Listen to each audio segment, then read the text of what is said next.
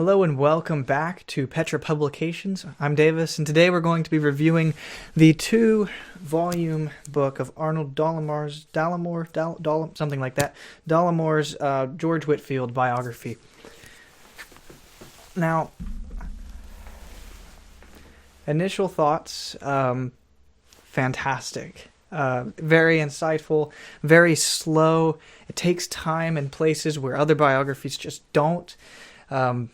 And it's just a really phenomenal biography. Now, I originally read the first volume. This is one that my grandfather gave me. This is a 1971 edition. This is the second edition, second printing of this book. And so that was really special to me. And I have all kinds of markings and notes in that book as I studied through it. And I read that last year. I don't know if I said that, but it really encouraged me and helped me and pushed me in the right direction, both in study but also in theology. And really great. And so I read that first volume last year, and I couldn't afford to buy the second one, and I didn't want to buy just the second one because it just doesn't look right. You know, they changed the way that the printing and the layout of the cover, it's a slip cover and or dust cover, whatever it's called. So I didn't want to buy just the one, but fortunately, through God's providence and by the grace of God, I was able to, for a fraction of the cost, buy both volumes, both volume 1 and 2. So this week I finished up volume 2, and really, really great stuff. And like I said, they take time. He takes time where other people just don't and didn't. In the first volume, there's a lot of time during. He spends a lot of time in the Holy Club, which was a very interesting idea. Also, the Wesleys were there, so we take a lot of time looking at the Wesleys, which was again just a fantastic study experience for me. Didn't really know too much about them, so not only are you reading about Whitefield, but you're also reading about the people around him. Second volume, you spend a lot of time with Howell Harris. I guess actually you spend a lot of time with him in the first volume as well.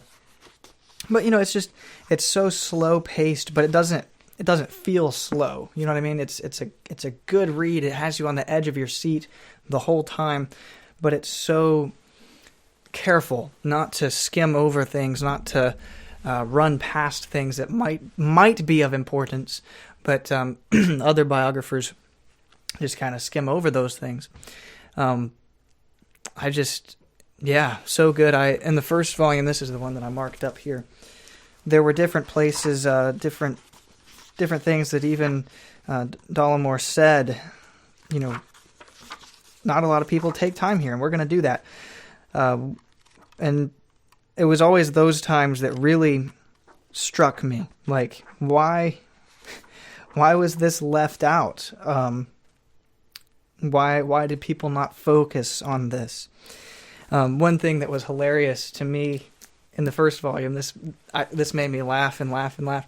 Charles Wesley came to the U.S., and he was here for not very long, and he had fallen in love with this beautiful young lady, and he couldn't decide if he wanted to marry her or if he didn't. So she turned around and she married this other man, and really upset Wesley. And so he, next time they were taking communion at his church or wherever he was pastoring at the time, he didn't let what was going to be his wife have communion, take communion.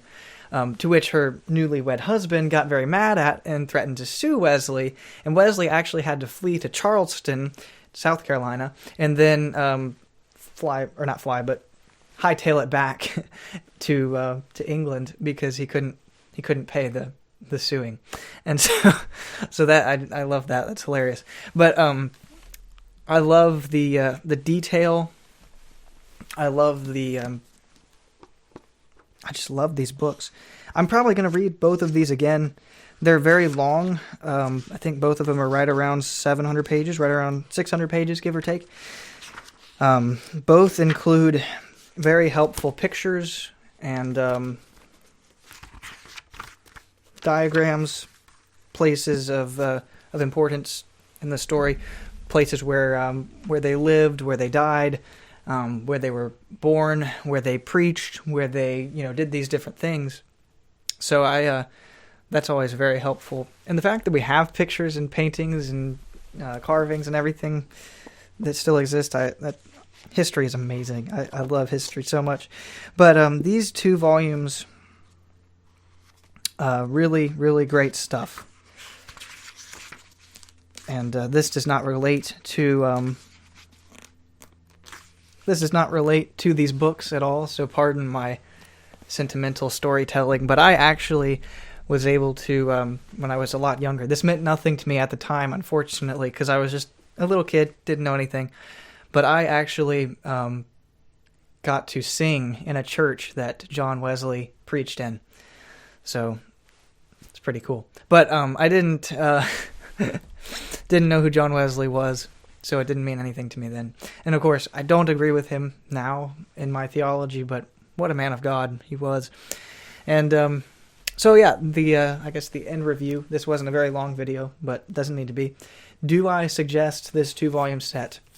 If you can afford it, I absolutely do, yes. They are expensive, I understand that. Like I said, I couldn't even afford it. That sounds like I'm a rich person. I'm not a rich person, but I was not able to get them. By the grace of God, I was able to find them for half off. I don't think you can find them for that cheap, but I will link to them in the description below. Cheapest place I can find them for you. And also to the Banner of Truth's website. I think that's pretty much it. I hope this video has helped you or blessed you in some way.